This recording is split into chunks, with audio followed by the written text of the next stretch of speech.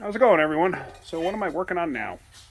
Well, I got my Chevy Silverado 3500 dump truck in the shop, the one that I purchased to fix up and sell. I knew it needed work. Got it from one of my customers, and I knew the history on the truck. I knew all about it. So let me show you what I'm doing. I'm changing the upper control arms in this thing in the front because I come to find out the right side actually has some rot on it. Okay, no big deal. So I bought a pair of upper control arms. I use a company called Detroit Axle. I don't know if any of you have heard of them, but if you have 4 days to wait, check them out on Amazon. They are so worth it. Their pricing is fantastic, and the quality is there. I know they're made in China, but you know what? Anything you get from any of the parts stores around here are made in China. I've gotten parts from GM, and right on the parts it says made in China. Yay. But anyway, that aside, let me show you what I'm doing here. So here's the upper control arm on the right side. I haven't touched it yet. I already did the one on the left side, and that gave me some fits because the bolts were partially seized into the bushings, and what a nightmare trying to get those things out. I finally did, but yeah, that was not fun. But if you look on this, I happened to notice when I was going through it, sorry about that, if you look at the control arm right there, see that? It's rotted. I'm not going to sell this like that, so I'm going to put a pair of upper control arms in it. Besides, aside the labor, they're really not that bad. The fact that this was a New Hampshire vehicle, or a Pennsylvania vehicle, I'm sorry. This is a Pennsylvania vehicle. So it's got rot in some weird spots. Upper control arms being one. The frame's not rotted, which is nice, but some of the dump bed is rotted, but the dump works fine. So it'll be a good truck for somebody, somebody who wants a relatively inexpensive truck for their construction company. I think it would be a great truck. It runs great, and it's only got 90-something thousand miles on it. But yeah, so what I did here, let me show you this. I mark the cams for the upper control arm. Now these are adjustment cams. And if you look, see that pin that's right there? You loosen these things up and you rotate it with this side of the bolt, and those cams will allow the arm to go in or out.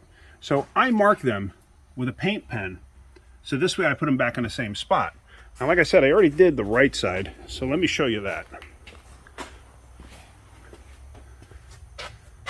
And on the right side here, you can actually see this one moved a little bit as I tightened it up, and I kept fussing with it, but it's not a big deal. There is some slop because, as you can see, the bolt has a flat to it.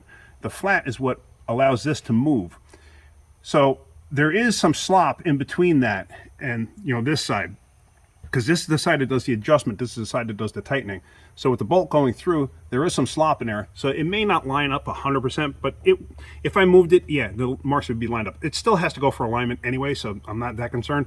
But this, at least, this way I can road test it, and I can take it on the road. And what I'm gonna do is, because it's not registered, I already have a buyer for the truck. Once I sell the truck, I'm gonna basically include that in the price. Hey, go over here, get a wheel alignment, I'll take care of it. So at least this way they could drive it. If they don't want to align it, then if they don't want to align it, then they don't want to align it. But yeah, so anyway, this side did give me a couple of fits. The upper bolts were seized into the bushing, so I was having a fit of a time breaking them free and getting them out. I finally was able to get an air hammer on the end of the bolt and break it free to drive it through. So it wasn't severely rotted. I've had it to the point where there's been so rotted in place that I've had to cut the control arm, get into the steel sleeve that's inside the bushing, slice the sleeve, and then hit that with an air hammer to break it free from the bolt to get the bolt out. So, but I didn't have to do that. The other thing that gave me a fit was the ball joint nut on the upper control arm, on the ball joint itself, the nut. As soon as I cracked it free, the ball joint started spinning. Sometimes it's not bad because now you don't have to fight with a pickle fork or whatever to break the ball joint out of the spindle. But I couldn't get it to not spin. We tried everything. I had Mo sitting on a long pipe that was going into the upper control arm to hold pressure on it, and I had this floor jack onto the lower ball joint. So this way it was picking up on it and putting pressure on it, and him putting pressure down, you figured it would pinch it in place and then get it free. Nope, didn't come free. I wound up slicing the nut. Did I even save the nut? I have it here somewhere. I sliced the nut right down the center, and the control arm, or the ball joint rather, let me show you that. You can see how I sliced it there. And believe it or not, once I did that, I guess from the heat of slicing it and everything else, I was able to turn it and I got it off. But what I was anticipating was taking an air hammer to it, and once I had the air hammer on it, taking it and hitting where I sliced it and splitting the nut open. So that's what I thought I was going to have to do. But anyway, so now I'm onto this side. So now what I'm going to try doing is I'm going to try loosening up that nut. Hopefully it loosens up and the ball joint stays attached to the spindle. If it does, I'm going to back that nut all the way out, then thread it on a couple threads, and then I'll separate it. That will makes life a lot easier. Then I'm going to go to the upper control arm adjustment bolts and see if I can't get those out. Hopefully it won't give me as much of a fit as it did on the other side. Anything else? I got to take the clip out here that holds the ABS sensor, and I got to take this clip out, this bolt out for this that holds the line itself. So let's get this all going. Now there you can see I got the nut loose and it's on by a couple of threads because I'm going to bang this thing free. Luckily the stud didn't spin, so now I got to separate that. You can either use a pickle fork or you wail on this with a hammer and hit it here. The reason I loosen the brake line up here is in case I got to pull it out of the way, because I don't want to obviously hit the brake line if I'm smacking this, because smacking this will shock it and allow it to drop. Now what I did do, if you look, you can kind of see how that notch. What I did do is I went in there and I actually sliced the top because there was all threads sticking through, and I'd have to run this thing down over the threads, and of course the threads have rust on it. And instead of having to do that, since it's getting replaced anyway, I figured I'd just slice it off, make my life easier. This way I don't have to go down through, 2 inches worth of thread, or not 2 inches, but an inch worth of thread that's got rust and everything else on it. Even though you spray it up, you still got to deal with it. Unless you can get in there and get them nice and clean, but why bother? I just sliced it off, no big deal. So now up here, as you can see, I got these loose, or I got the nuts actually off. They came off much easier than the other side, but I still got to deal with the stud. I think the stud is stuck. I'm not sure yet. But now I just want to show you what I was talking about before. See the movement here? Now I'm going to wire wheel these bolts once I get them out. So there's going to be even more play in there. But you can see, let me see if I can get this out. It's kind of stuck from rust on the bolt. Let's see.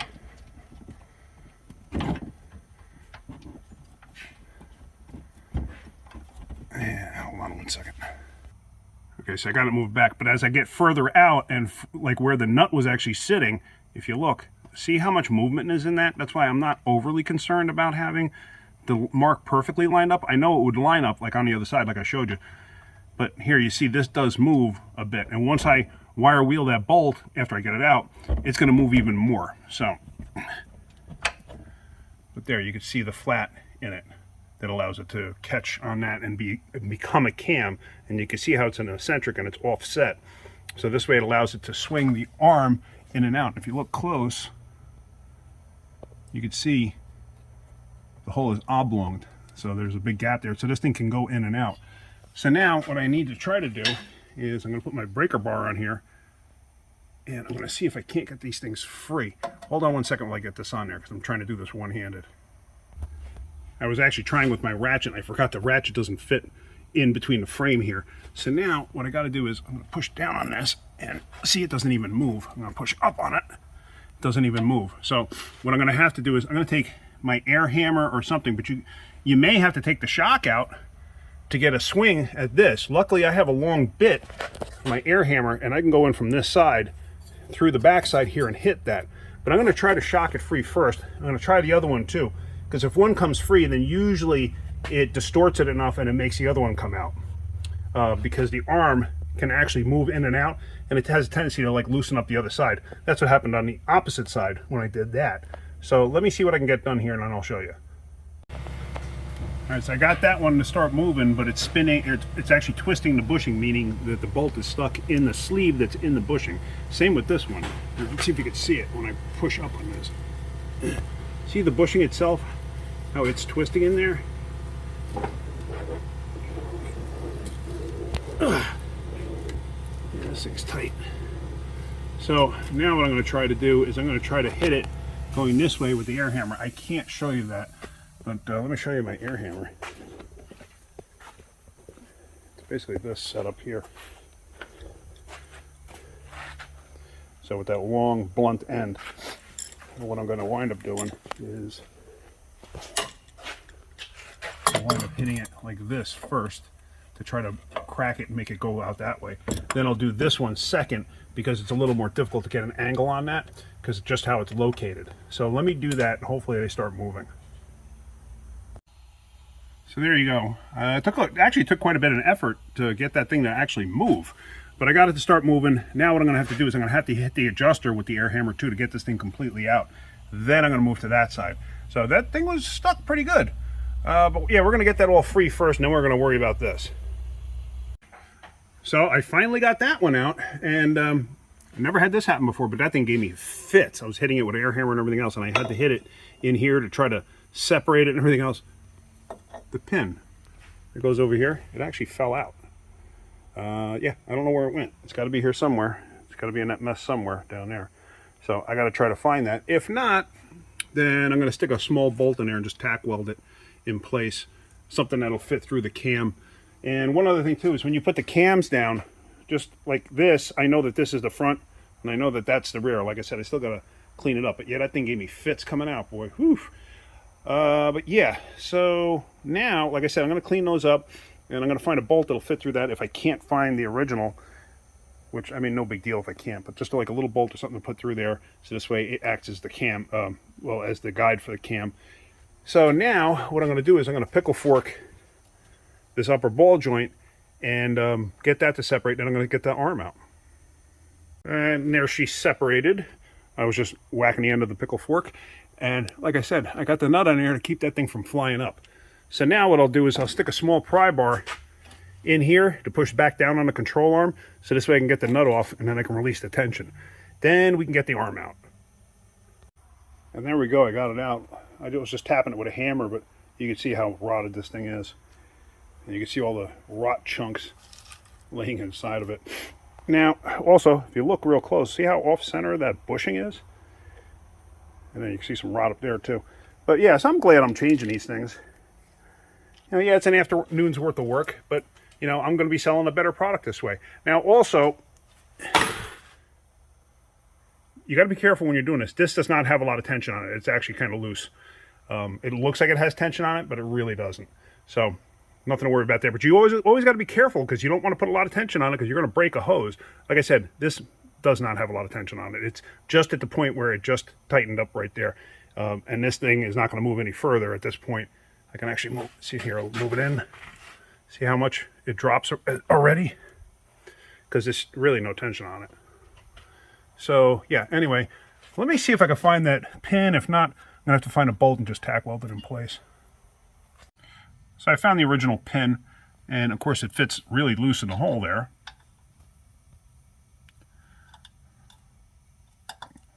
See that?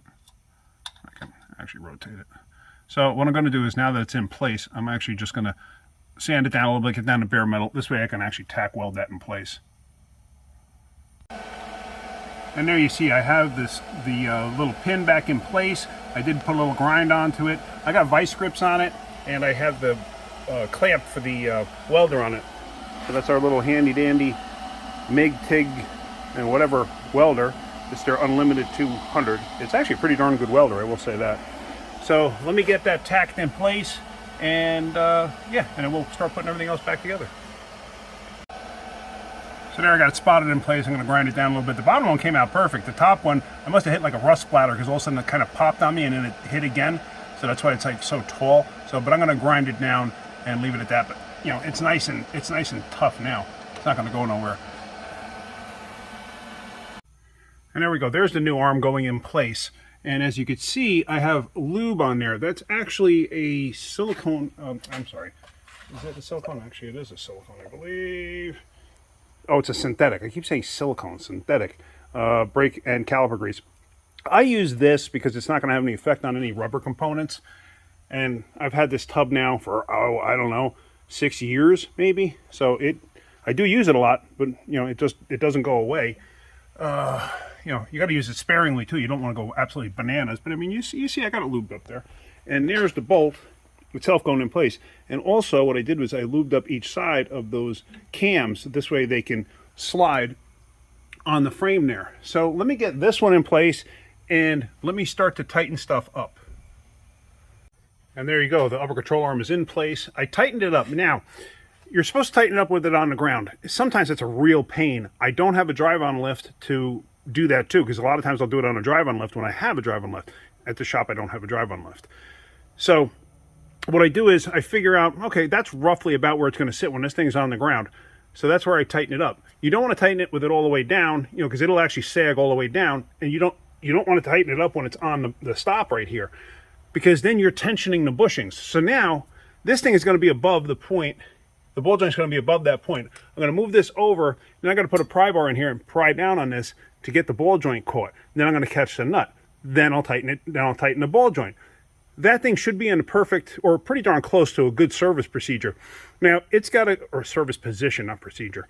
But it's got to go to, like I said, an alignment shop. So when it goes to an alignment shop, they're going to have to move all of these things anyway. So if the bushing is not in the right position, it's going to release the tension and then be in the right position. But honestly, I've never had a problem doing it this way. That's about the right position when this thing's on the ground and fully loaded. So let me get this back together and go from there. Just to show you, this is all I did is I put a pry bar there and I pried down on it and I got the ball joint nut caught. See, and now you do have, see that? You do have movement in there. And it's not like super nutty tight or anything like that. But you need to do that, like I said, because, whoops, sorry about that.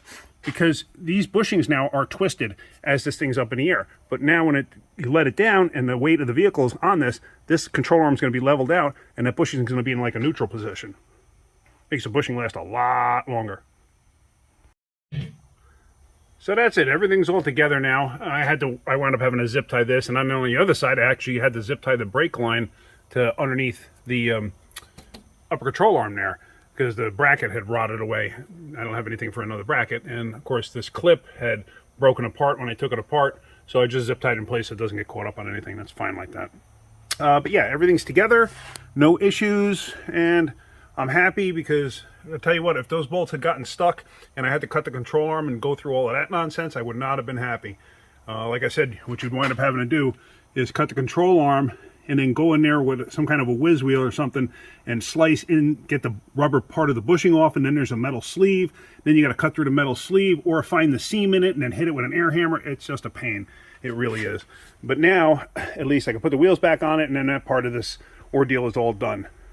So hopefully you got something out of that video.